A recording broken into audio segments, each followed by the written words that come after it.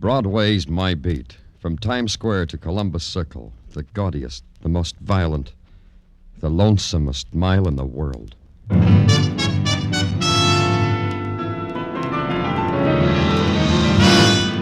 Broadway's My Beat, with Larry Thor as Detective Danny Clover.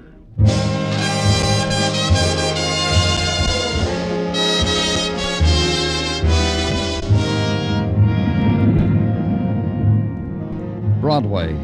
It's a tinseled wilderness of steel and of stone, and the foliage of darkness is thick and unyielding. You make circles and pretend you're not lost. You make circles and walk and try to break through. Then you get the message. It can't be done. Because it's a cage, a big cage. The animal cries you heard were your own. It's Broadway, My Beat.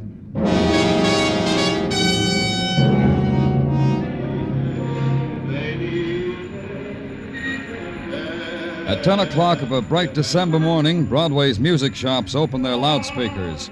And Broadway wears a scrubbed face, a new haircut, and a flashy smile arranged to look appealing and innocent. Because Broadway is on its way to con Santa Claus. Then you get a look at yourself in a mirror decked with holly, and you know you're doing the same thing. So you drop a coin in the pot. Thank you, Danny. It feels good inside. And then at 46th Street, you see Patrolman Mesherkoff ad-libbing his way through a crowd, but he's got a tight hand on a little guy with gentle and tired blue eyes. All right, townspeople, all right, the party's over. So make way for me and Santa Claus, huh, townspeople? Me too, Patrolman Mesherkoff. Oh, Danny, I didn't notice you in the round of my appointed duties. And your duties? This little guy here, you see him? I see him. Hello. Hello. This little guy, he's crazy, Danny. Lost his marbles, like Meshuggah. You know what I mean? I'm not crazy. I'm only doing what I have to do. You have to do this? You have to give away $10 bills in the middle of Broadway?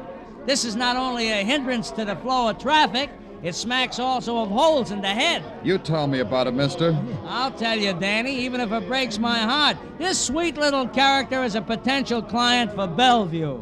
He tells me he's got 50 grand to give away. Let him tell me, huh, Mesherkoff? Would you like a hot cup of coffee, mister? It's pretty cold out here. I'd like it, thank you. How about the automat, okay? Oh, very nice. Let's go. He's a very nice man, that Patrolman Mesherkoff. He has a kind heart. I tried to give him $10, but he wouldn't take it. Will you take it for him? All right. We'll put it in the policeman's fund. After you, mister. Thank you. Here, I got a couple of nickels. You want coffee or chocolate? Chocolate would be nice. You think I'm crazy, too? You look like a man who worked hard for all that money. Why are you giving it away? Here's your chocolate. Oh, thank you. I give it away because it's my duty to share it with those who need it. Those people in the street, maybe they're just greedy. Oh, here's a place. We can stand at this counter. Sugar? Thank you. Some people buy yachts with money. I buy little boats in people's hearts. Maybe they'll still be sailing when I'm no longer here to wave them on their way. You'll be here a long time, Mr. Henry Baker. No, I won't be here for long because I'm going to be murdered. What? My brother George. He'll murder me because he wants my $50,000. And I want to give it away before he kills me. What's your name? Well, Danny Clover. Look, I don't quite... You're a policeman, aren't you? Yes. Then you'll protect me until I give all that money away. You'll do that, won't you, Mr. Clover? Yeah, I'll do that. Oh, you're very kind. Kindness is in your face, Mr. Clover. Look, Mr. Baker, you've done enough for today. Why don't you go home and rest? If there's any trouble, call me right away. Just give your name and they'll put you through to me. I may call you at any time? Anytime. All right. Now I'll go home. Thank you for the chocolate, Mr. Clover. It was very kind.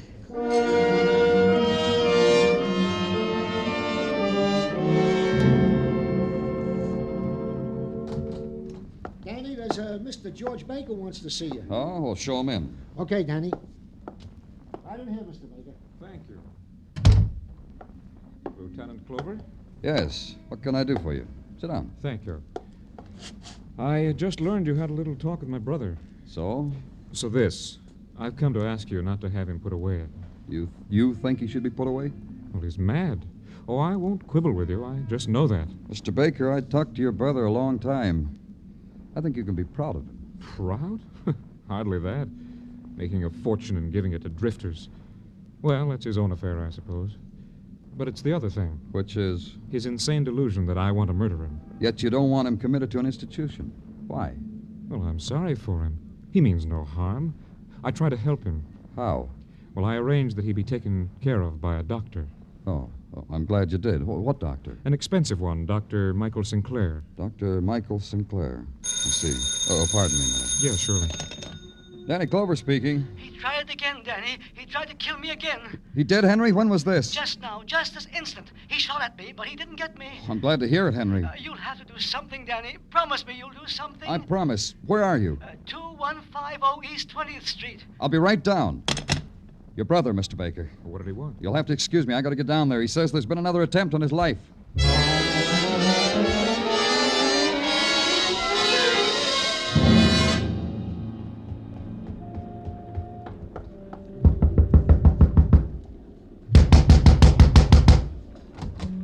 A gentle knock does it, Mac. Shall we try again? If you got time to play, you got nothing important to do here. Point yourself north, kid. Yeah. Now we stop rubbing noses, huh? Now we discuss our problem. You think so? I say we play some more. Copper. Huh? Blush to my shoes when I say it.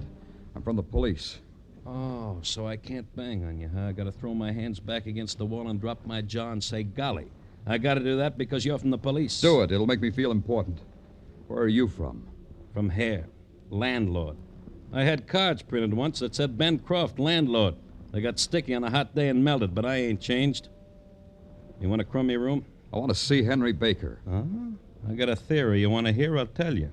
A cop puts in 8 hours a day with the city ordinances and a gun and phony muscle. That gives him 16 hours left to be a grabber. That's why you want to see Baker, grabber. You, an off-duty cop. Look, I'm working. I'm between card punching time. So when I say a question, you say an answer. What's your interest in Henry Baker? I like him. Answer. Like why? Because sometimes I talk to him, then I can stand to look in the mirror. Answer. Try this. Why didn't you want to let me in? Because people come here, try to get the little guy's dough from him. Because he's got a crazy idea someone's going to walk in and kill him. Because... Maybe he isn't kidding. Let's go. In here. He did it again. He's trying to kill me. Who? Who was it? George, my brother. I saw him. He shot at me from the alley. Uh-huh. The shot came through the window, but there's no one out here now. He was waiting for me there outside in the alley. Then he took a shot at me. I see. You're sure it was your brother? I know my brother, don't I? Sure you do. Hey, what's this sticking out from under the bed? You mean my suitcase? No. Yeah, your suitcase. Open it, Mr. Clover. Sure. Holy... Almost $50,000, Mr. Clover. Have a $10 bill. Go ahead. Take some. You're my friend, and I want you to have some. I didn't tell Henry Baker that what I'd seen sticking out from under his bed was a gun that had just been fired. I didn't tell him that the window glass had fallen into the alley outside. And I didn't tell him that all that meant he had fired the shot himself from inside his room and through the window. He didn't even know his brother couldn't possibly have been there. I couldn't let him know I saw through his child's game of attempted murder. But I could take the gun away with me, and I could call on his doctor, because a doctor is where you go when someone important to you is sick. Yes, what is it? I'd like to see Dr. Sinclair. Is he in? I'm Dr. Sinclair. Won't you come in? Dr. Michael Sinclair was the least medical-looking girl I ever saw. She wore a dress of some metallic cloth that shimmered in the afternoon light. And in her eyes was a kind of grave, mocking smile. And her mouth... The way you look at me, I wouldn't diagnose as neurotic. Not in the least. I'm sorry, it's only that... That what? I don't know. You're the doctor. It's that I'm a woman doctor, and women doctors are rare, wasn't that it? Rare? Yeah, that's it. And women have the vote, and give their seats to nice old gentlemen in subways, get their PhDs in psychology at Hunter College in the Bronx. You feel better now? I'm a policeman, Doctor. Danny Clover. I want to talk to you about a patient of yours, Henry Baker. What about him? He tells me his brother is trying to kill him. Yes, that's what he told me. When did he first come to you? About 2 weeks ago, his brother sent him to me. What's your interest in Mr. Baker? Has he committed a crime? No. It's only that he's a friend. I want to help, if I can. Yes, he does have a lot of money, doesn't he, Mr. Clover? And he gives it away.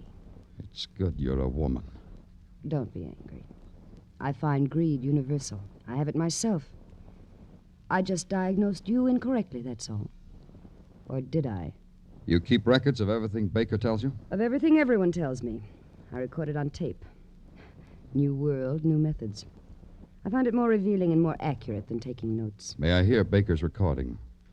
Mr. Clover, what he says to me is in the nature of a confessional. I see no need to trespass on Mr. Baker's privacy. That's a law, isn't it? Is it? I'd like to hear the recording, please. I guess there's no harm done. I'll get it since you're a friend. Yes, here it is. You'll find, Mr. Clover, that Henry's case is the usual one of sibling rivalry. More intense, perhaps. More outward-going. More bizarre. How do you play this thing? Like this. Why should he keep imagining his brother's trying to kill him?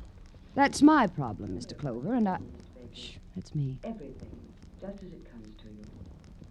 It began when I sold my truck farm and took all the money and savings and started to give it away. I said to him, George, why do you want to kill me? You want my money. That's why you want to kill me. It's all like that, Mr. Clover. A recurring aberration. You think it's only that, eh? There couldn't be any truth in it. I strongly doubt it. How often do you treat him? Every day. As a matter of fact, he should have been here an hour ago. What? I called his rooming house. He wasn't there. I called his brother. Not there. Do you have any idea where he might be? Yeah, Doctor, I do.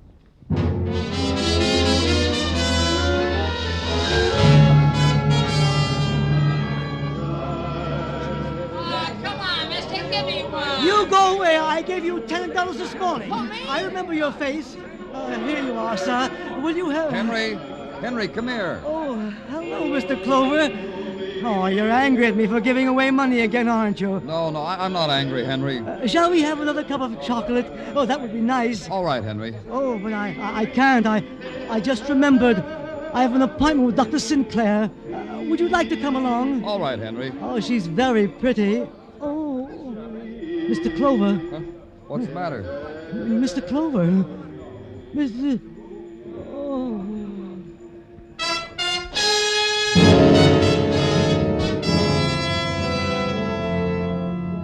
His body slumped to the pavement and his face stared up at me.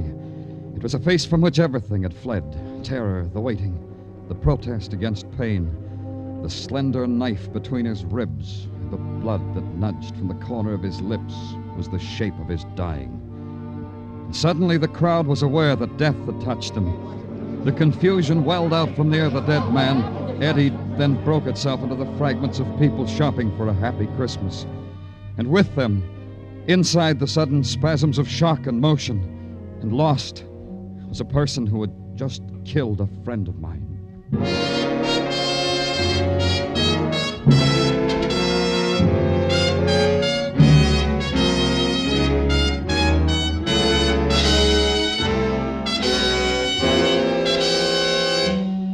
You are listening to Broadway's My Beat, starring Larry Thor as Detective Danny Clover.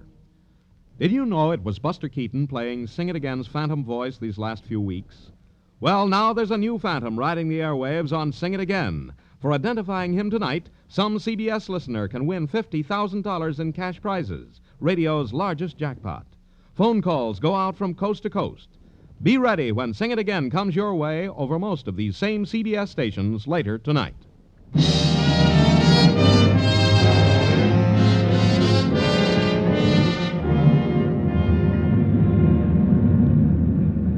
You've got to listen close on Broadway. That's the only way you can tell if the sudden sound you just heard was laughter or anguish. Not that it makes a lot of difference. Broadway reacts to clowns and dead men in pretty nearly the same way. And the dead man you saw lying in the blood of his death on a holiday pavement, you tell your family about. How the policeman pushed you back, but you saw anyhow. But you didn't tell how somebody came and swirled a mop over the sidewalk, because somehow you knew that was his final recognition. the requiem for a man who had just died. But I saw it. I had to stay till the end, until Henry Baker was shrouded and carried away, until Henry Baker was made a matter of official concern. Then I left. I had to go to a place.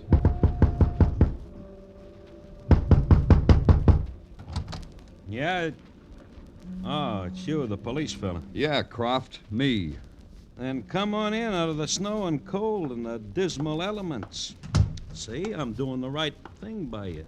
Stick around. I got a bowing and scraping act that'll tug your heartstring to pieces. Henry Baker is dead. Did you hear what I said, Croft? I heard only say it once more. Baker, dead. See, it don't pay. It don't pay at all. Good little guy with a good idea. Be nice. The world couldn't stomach him. Breaks you up, huh? Yeah, I don't show it good, do I? Because I don't know the words how to talk about it. To a high school graduate like you, I ain't being crushed enough. How did he die? The world slipped a knife in his back. A real one. I don't want to repeat myself this time, Croft. Who would want to kill him? I don't know you for a lifetime, Croft, so I'd say you might. Yeah, you'd have to say that. That's so you can smile when you draw your pay. You're being a keen police fella. Yeah, this keen. How come you got a hat and muffler on? The temperature's fine in here. I've been out. Smell my breath, you'll see. Around Broadway and 46th? Nowhere near there. Stick around, Croft. I'm going down to Baker's room. A matter of $50,000 in a suitcase. Keen police fella. Where's the light switch? Oh. Better. Under the bed. No suitcase. Maybe he found another hiding place.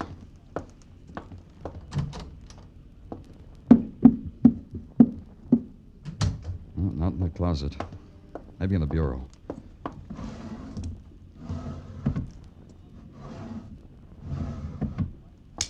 Hey, who turned out the light? Oh.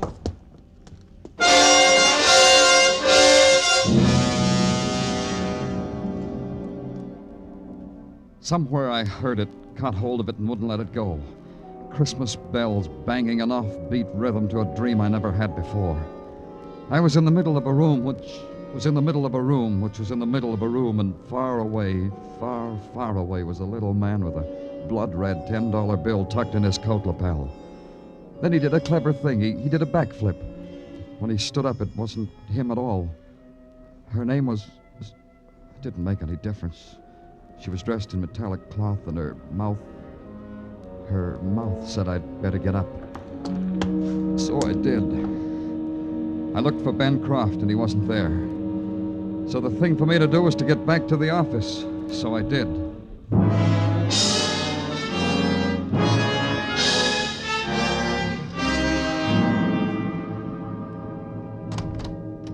There's a Dr. Michael Sinclair to see you, Danny. Huh? Well, show her in, Tartaglia. Okay. You can go in, miss. Thank you, sir. Thank you for everything.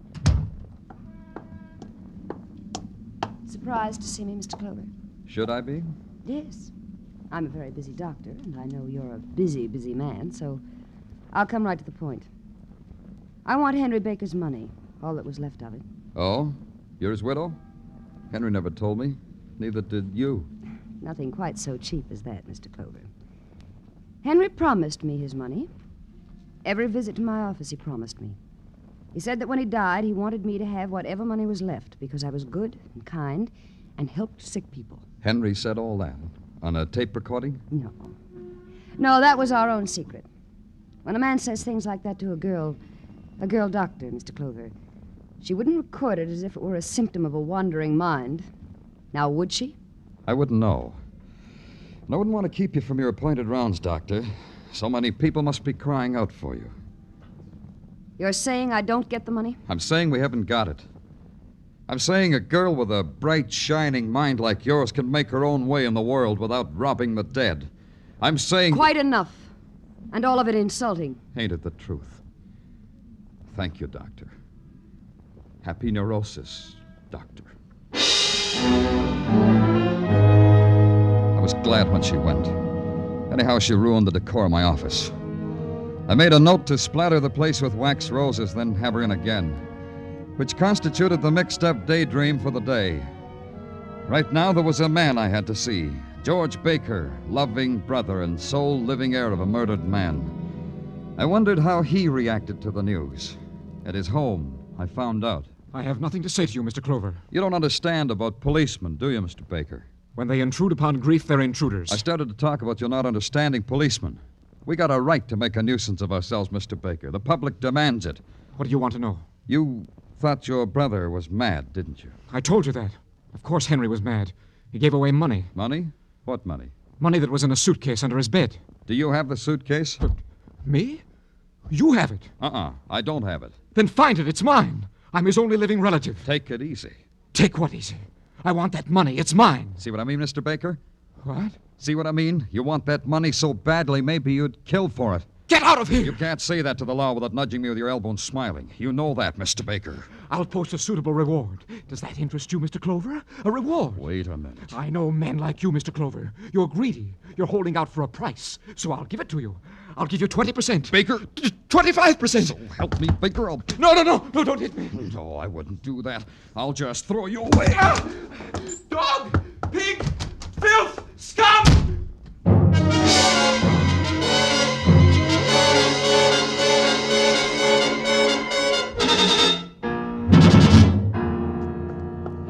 Danny, I'm glad you're back. Patrol and Meshikoff picked up Croft. They're in your office. Hey, Danny, what's the matter? Oh, Danny, I picked up Croft here at the Eagle Tavern. He was spending money like a drunken sailor. Yeah, get out of here, Meshikoff. Okay, Danny.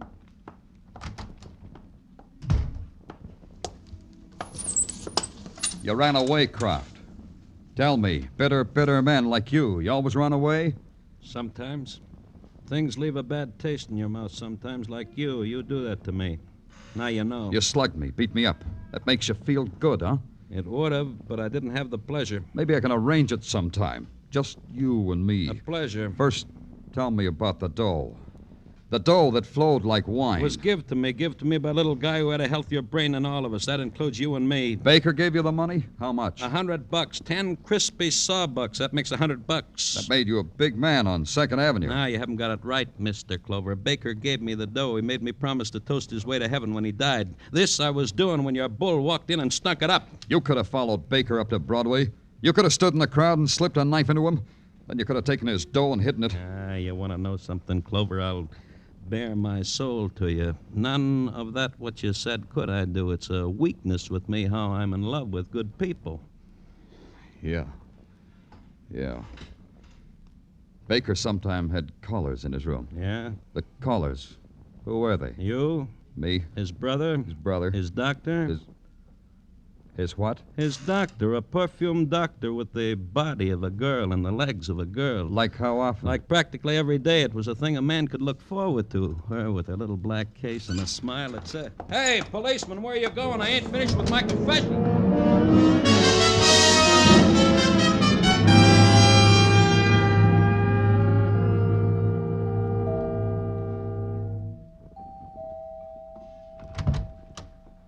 Oh, Mr. Clover. What an exciting surprise. For both of us, Doctor. Professional visit or social? Perhaps we could combine them, you and I. But not out here. Inside, Doctor. You won't mind if the place is a mess. Not at all. You know, Doctor, I've a problem. I miss my old friend. That's my laboratory. I allow no one in here. But, Doctor, how can I get well if you keep secrets from me? Yeah, what are all these little cardboard boxes? The recordings of my patients. Here's Henry Baker's. Mind if I listen to it on the recorder here? Maybe Henry said something on this tape I didn't hear before. You heard all that was important. Not everything, Doctor. Like how it was you who visited him and not vice versa like you told me. Practicing psychologists do that now? They visit the patient? I lied, didn't I? Uh-huh. Oh, closet full of test tubes and bottles. Very medical for an unmedical doctor. Are you always nosy like this? Call it an occupational disease. What do you think happened to Henry's money? As a psychologist, your guess might be better than a cop's. Don't go in there. Pretty bedroom. Planning a trip, Doctor? No. That's good, because this suitcase, it's kind of shabby for a career girl like you. Leave it alone, Mr. Clover. And the initials, HB. What do they stand for, Doctor? Michael Sinclair in code? I have bad habits, Doctor. I open other people's mail and suitcases marked with the initials of Henry Baker. All these $10 bills. They could have made Henry so many friends. He gave it to me. He gave it to me because I cured his fixation. They cure it with murder now? Let's go, Doctor. Grab a hat or something and let's go. That must be a patient, Mr. Clover. May I answer it? Yeah. I'll wait in your laboratory. Tell your patient you're busy. And, Doctor, Yes? remember, nothing fancy. Just tell him to go away. I'm sorry, but Don't be sorry about anything. Just you give me... can't come in here. Can't I? Can't I now? See? I'm in all right. Now give me my brother's money. I don't have it. Give it to me. Give it to me or I'll beat you up just as I did that policeman. He wanted that money for himself like you do. Give it to me. It's in there. In that room, my laboratory. Good, very good. I sold my truck farm and took all the money and savings What's that? and started to give it away. I said to him, George, why do you want to kill me? It's Henry. You want He's my alive. money. But That's I why killed you him. want I to killed kill him. me. I'll kill him again. Everything I'll kill him you over and over again. I'll kill him. Baker! I'll My kill you, money. Henry. I I'll worked kill you, hard Henry. for it. Makes me feel good to give it away to people. I'll kill The you, way Baker. friends. I'll kill you. One needs friends. That way, when you leave this world, you'll be remembered. What more could be a man ask? You should see their faces when I give it to them. Don't look like that, Danny. Happy. They look You had so to kill him. happy. There was nothing else you could The do. money that's important. Yeah. It's just... Okay, Doctor. Get your hat.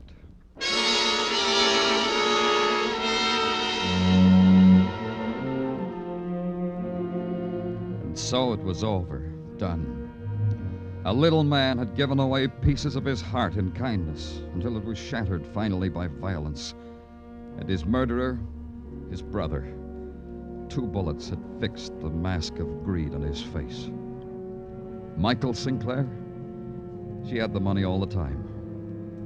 She cried when we took it away from her, but it didn't do her any good. Not a bit of good.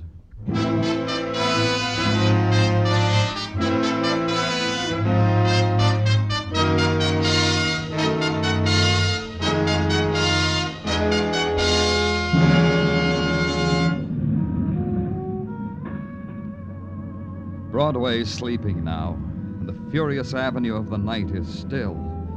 It stretches out in front of you, without beginning, without end. Only the sleepwalkers are there, the handful whose lust for a dream or reality is never through. The seekers, the sodden, the huggers close of nothing. It's Broadway, the gaudiest, the most violent, the lonesomest mile in the world. Broadway, my beat.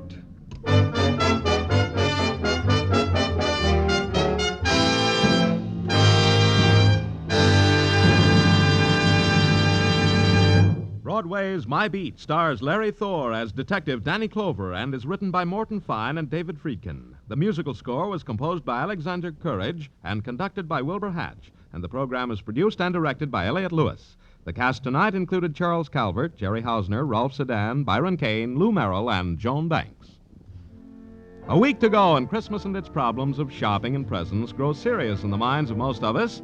For the lighter approach to Christmas, may we suggest you spend Sunday evening with Jack Benny, Amos and Andy, Red Skelton, Charlie McCarthy, and Bergen, with Eve Arden and all the other famous CBS Sunday night entertainers. Now stay tuned for Sing It Again, which follows immediately on most of these same CBS stations. Joe Walter speaking. This is CBS, where you'll find Broadway Is My Beat every Saturday night, the Columbia Broadcasting System.